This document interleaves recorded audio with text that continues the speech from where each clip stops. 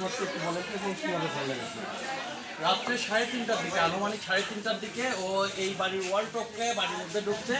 এই বাড়ির প্রাচীর তো চারদিকে প্রাচীর করা, ও ওয়াল টপকায় ঢুকছে আর বাড়ির মধ্যে চারদিক প্রাচীর করা বলে গেট টেট লাগায় না, ঘরে ডাইরেক্ট আপনি ধরেন আমি পারি না, আমার হাত মাত কাটা। ঘরে ঢুকার পরে যখন আলমারি খুলে গেছে সদীপের রুমে, সদীপ ঠিক পেয়ে যে উঠেই দেখে চোর, পরে ও জাপটায় ধরছে, জাপটায় ধরলে পরে জাপটায় ধরার পরে ও কাঁচামারা একবারে রেডি অবস্থায় ছিল।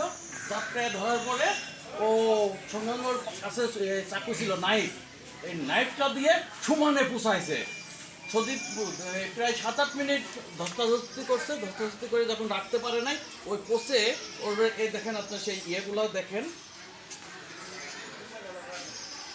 এই দেখেন কি পরিমাণ, মানে এটা পেটের এদের একে একে অনেকগুলা, মানে 70টার উপরে সেলাই পড়ছে।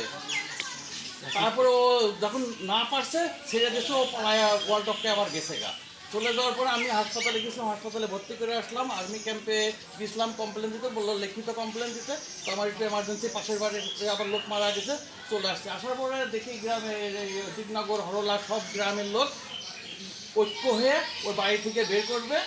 ওর বাড়িতে যে তল্লাশি করছে, তল্লাশিতে এক গাদি ছুরি চাকু পাওয়া গেছে এবং যে ছুরি দিয়ে এখানে ওর বাড়ি থেকে সেই ছুরিটা পর্যন্ত ওখানে পাওয়া গেছে, নাইফটা।